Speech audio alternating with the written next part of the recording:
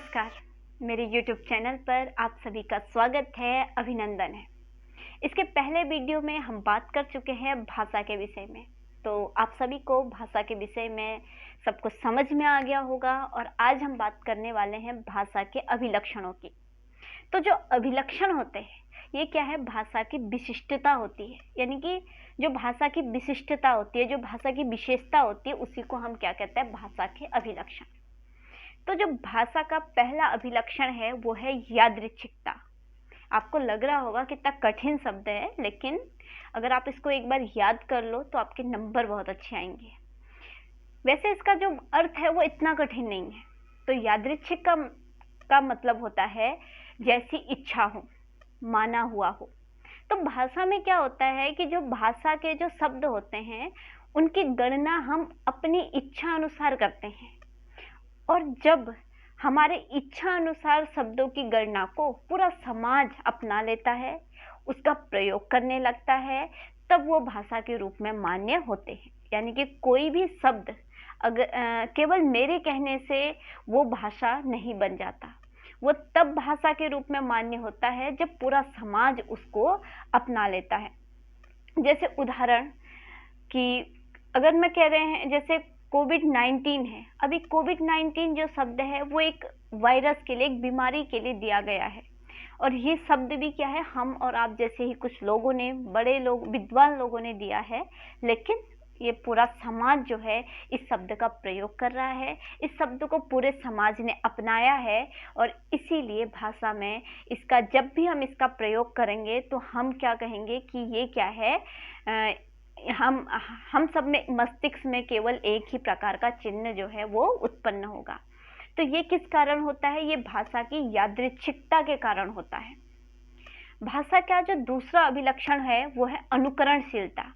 यानी कि हम सब, आप सब भाषा को कैसे सीखते हैं, अनुकरण के माध्यम से सीखते हैं। हम पैदा होते ही कोई भाषा हमें नहीं आती है, और जो भाषा होती है वो हमारी पैतृक संपत्ति नहीं है। इस भाषा को हम इस संसार में आकर के अर्जित करते हैं। कह सकते हैं कि ये भाषा को हम नकल करके सीखते हैं। आपने बचपन में देखा होगा, छोटे बच्चे जो होते हैं वो कैसे भाषा सीखते हैं, उनके एक मम्मी को बार बार मम्मी कहा जाता है, तब जाके वो सीखता है कि ये उसकी मम्मी है। और ऐसे ही बार बार उसे पानी, पापा, दादा, दादी सबको बार बार बताया जाता है, तब जाके वो क्या सीखता है, वो कि ये दादी है, ये पानी है, कि वो अनुकरण करता है, वो अपने से बड़े लोगों की नकल करता है, और इसी प्रकार से वो भाषा को सीखता है। बाद में जब वो स्कूल जाता है, कॉलेज जाता है, तो फिर औपचारिक माध्यमों से भाषा का ज्ञान हासिल करता है, और वो भी क्या है, वो एक अनुकरण के माध्यम से ही अर्जित करता है। तो इस प्रकार भाषा की जो दूसरा अभिलक्षण है अनुकरणशीलता है। अब आता है भाषा के तीसरे लक्षण पर। भाषा का तीसरा लक्षण है सृजनात्मकता। सृजनात्मकता का मतलब होता है सृजन करना, उत्पन्न करना, शब्दों को उत्पन्न करना। तो जो भाषा होती है वो समय, परिस्थिति, आवश्यकता के अनुसार नए नए शब्दों का सृजन करती है, नए नए शब्दों का प्रयोग करती है, नए नए शब्दों को जन्म देती है। जैसे आज से 50-60 साल पहले जो है इंटरनेट, ऑनलाइन, कंप्यूटर, ये सारे शब्द नहीं थे, लेकिन जैसे जैसे आवश्यकता हुई इन शब्दों का प्रयोग होने लगा, भाषा ने इन शब्दों का सृजन किया। ऐसे ही जब कोई नई घटना घटित होती है, कई बार कई तूफान आते हैं तो उनके लिए नए नए शब्दों का प्रयोग होता है, कोई बीमारी आती है उसके लिए नए शब्दों का प्रयोग होता है। तो ये क्यों होता है, किस कारण होता है, क्योंकि भाषा की में सृजनात्मक शक्ति होती है, भाषा नए शब्दों का सृजन कर सकती है। भाषा की जो चौथा अभिलक्षण है वो है परिवर्तनशीलता। तो भाषा जो है निरंतर परिवर्तनशील है, भाषा हमेशा परिवर्तित होती रहती है। अगर हम भारतीय संदर्भ में बात करें तो आप लोगों ने भी पढ़ा होगा कि 1500 साल पहले हमारे वहाँ संस्कृत बोली जाती थी, फिर पाली बोली गई, फिर अपभ्रंश बोली गई, ऐसे ऐसे करके फिर हिंदी आई, और हम देखते हैं कि 10,000 1200 के आसपास जो हिंदी बोली जाती थी, या फिर जो 1500 1600 के आसपास जो हिंदी बोली जाती थी, और उसके बाद जो 1800 1900 के आसपास जो हिंदी बोली जाने लगी, और आज जो 2018-19 में जो हिंदी बोली जाती है, इन सब में परिवर्तन है। वो लगातार परिवर्तन है। वो 1700-1800 में जो हिंदी बोली जाती थी, वो आज 2018-19 में नहीं बोली जाती। उसमें और इसमें बहुत ज़्यादा अंतर है हिंदी ही, लेकिन परिवर्तन हुआ है, बहुत परिवर्तन हुआ है।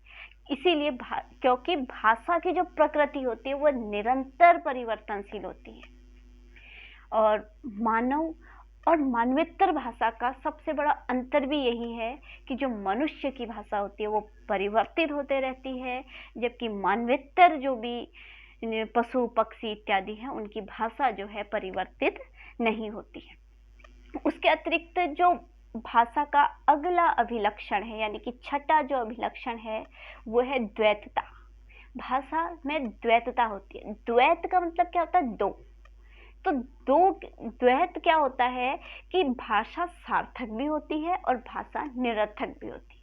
अब आप कहोगे कि भाषा एक ही साथ कैसे सार्थक और निरर्थक हो सकती है? देखो, अगर मैं कहती हूँ राम स्कूल जाता है, तो भाषा क्या है? सार्थक है। मैं क्या कह रही हूँ? राम स्कूल जाता है। मेरे मस्तिष्क में एक चिन्ह पैदा हो रहा है कि एक लड़का है जिसका नाम राम है, और वो चल करके कहाँ जा रहा है? स्कूल जा रहा है।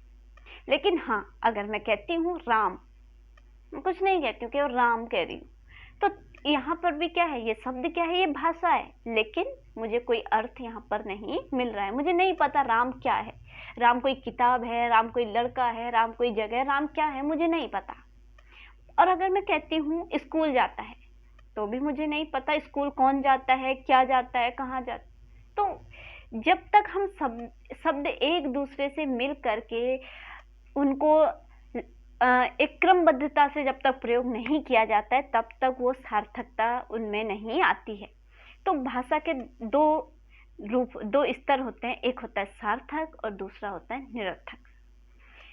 इसके बाद बात आती है जो भाषा का सातवां अभिलक्षण है, वो है कालांतरणता और दिशांतरणता। ठीक है, इसको आप थोड़ा सा समझना ध्यान से, बहुत ज़्यादा मुश्किल नहीं है। कालांतरणता का मतलब है कि काल के बंधन से मुक्त, यानी कि जो हमारी भाषा है ये काल के बंधन से बिल्कुल मुक्त होती है। अब आप कहोगे कि काल के बंधन से कैसे मुक्त होती है? ठीक है, तो मैं आपको बताती हूँ कि जिस भाषा में हम आज बात कर रहे हैं, इस समय जिस भाषा में हम बात कर रहे हैं, उसी भाषा में हम 1500-1600 पहले अतीत की बात भी कर सकते हैं, और इसी भाषा में हम 1500-1600 के आने वाले सालों की बात भी कर सकते हैं। तो इसीलिए कहा गया है कि भाषा जो है वो काल के बंधन से मुक्त है। अब बात आती है कि दिशांतरणता कैसी है, यानी कि दिशाओं से, स्थानों से मुक्त। दिशांतरण का मतलब है कि दिशा, स्थान से भी क्या होती है? भाषा मुक्त होती है। ये इसलिए मुक्त होती है क्योंकि एक भाषा भाषी बोलने वाले दो लोग विश्व के चाहे किसी भी कोने में चले जाए, दो लोग होने चाहिए। ठीक है, एक भाषा को बोलने वाले दो लोग होने चाहिए, और वो विश्व के किसी भी कोने में चले जाए और वहाँ वो भाषा को बोल सकते हैं, समझ सकते हैं। तो इसीलिए कहा गया है कि भाषा जो होती है वो उसमें दिशांतरणता होती है। उसके बाद आता है भाषा का अगला अभिलक्षण, यानी कि वो है बहुघटकता। बहुघटकता मतलब जो भाषा होती है उसके बहुत सारे संघटक तत्व होते हैं, एक घटक नहीं होता है, अलग अलग घटक होते हैं। यानी कि ध्वनि होती है, शब्द होता है, पद होता है, वाक्य होता है, तब जाकर के हम एक सार्थक अभिव्यक्ति कर पाते हैं। तो भाषा क्या होती है कि अलग अलग घटक होते हैं। उसके बाद जो बात आती है भाषा की, वह है दोहरी भूमिका। भाषा की क्या होती है? दोहरी भूमिका होती है, दो भूमिकाएं होती हैं। अब आप कहोगे दो भूमिकाएं कैसे होती है? भाषा तो एक ही है। तो दो भूमिकाओं का मतलब है कि भाषा में एक श्रोता होता है और एक वक्ता होता है। जैसे अभी मैं क्या हूँ? यहाँ पर वक्ता हूँ, क्योंकि मैं बोल रही हूँ, आपसे बात कर रही हूँ, आपको कुछ बता रही हूँ और आप उसे सुन रहे हो।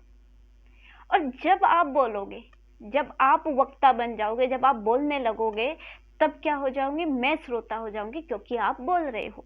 तो इसलिए इसमें दोहरी भूमिका होती है, दो भूमिकाएं भाषा की होती है, एक होती है श्रोता की और दूसरी होती है वक्ता की। उसके अतिरिक्त जो इसके सबसे लास्ट जो इसका अभिलक्षण है वो है असहज व्रतिकता। यानी कि जो भाषा होती है ये सहज न हो करके, हम सोचते हैं कि भाषा, हमारी भाषा में सहजता है, नहीं होती हमारी भाषा में सहजता। क्योंकि क्या होता है कि कभी कभी हम भाषा का प्रयोग सहज रूप से अपने भावों के आदान प्रदान के लिए ना करके हम कभी कभी अपने भावों को छुपाने के लिए भी भाषा का प्रयोग करते हैं। मतलब सीधा सा उदाहरण है, मान लो आपके घर में आपके भाई बहन से लड़ाई हो रही, या पति पत्नी की आपस में लड़ाई हो रही, या सास बहू की लड़ाई हो रही, किसी की भी लड़ाई हो रही है, और एकदम उसी समय मेहमान आ जाता है।